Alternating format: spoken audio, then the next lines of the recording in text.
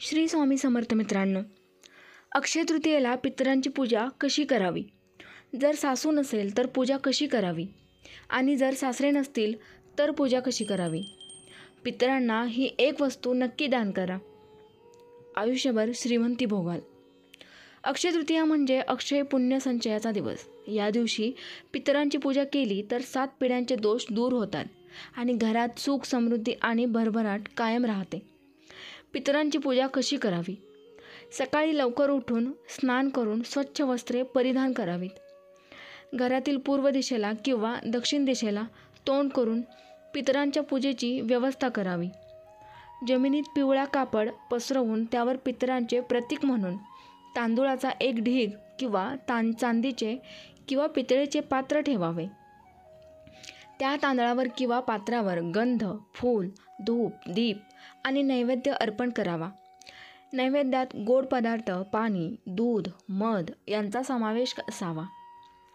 पितरांच्या प्रसन्नतेसाठी ओम पितृभ्यो नमः हा जप 11 किंवा 21 वेळा नाहीतर 108 वेळा म्हणावा.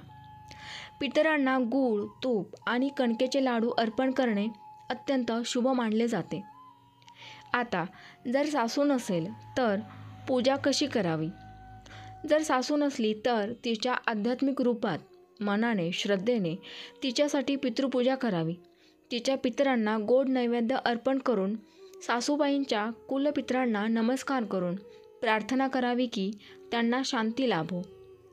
सासरे नसतील तर पूजा कशी करावी? जर सासरे नसतील तर त्यांच्यासाठी देखील मनोभावे श्रद्धेने पूजा करावी.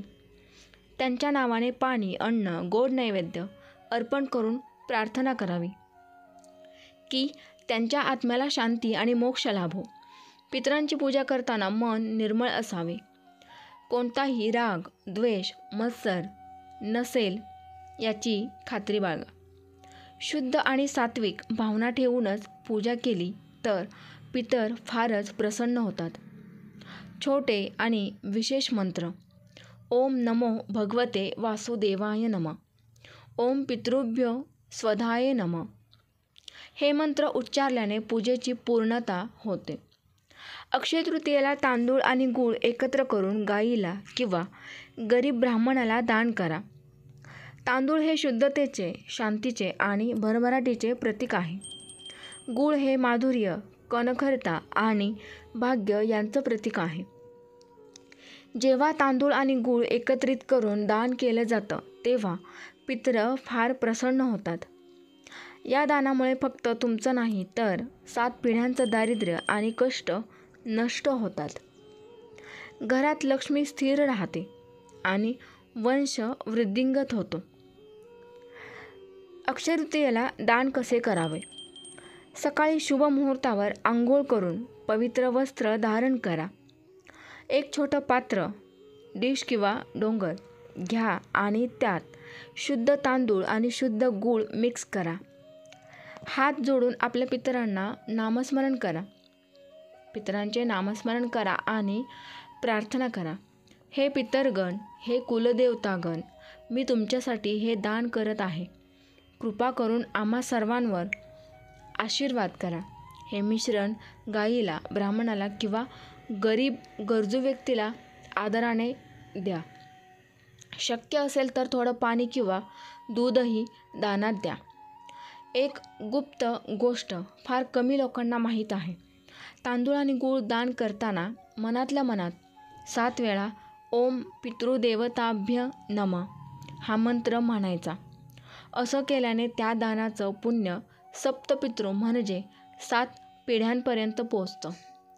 दान करताना मनात म्हणायचं वाक्य म्हणजे हे माझ्या कुलपितरांनो, कुलदेवतांनो आणि सर्व दिवंगत आत्म्यांनो, या तांदळाचा आणि गुळाचा पवित्र दानस्वरूप अन्न तुमच्यापर्यंत पोहोचो. तुमचा आशीर्वाद आम्हा सर्व वंशावर सदैव राहो. आमचं घर, कुटुंब, वंश आणि 7 पिढ्या दारिद्र्यमुक्त, रोगमुक्त, कल्याणमय आणि समृद्ध होत. मला आणि माझ्या कुटुंबाला अखंड सुख, समृद्धी, आरोग्य आणि आनंद लाभो. ओम पितृदेवताभ्य नमः. ओम स्वधाय नमः. तांदूळ आणि गूळ हातात घ्या, डोळे बंद करा, वरील प्रार्थना किंवा त्याच अर्थाची प्रार्थना भावपूर्ण मनाने बोला. नंतर ते गायीला, ब्राह्मणाला किंवा गरजू व्यक्तीला दान करा.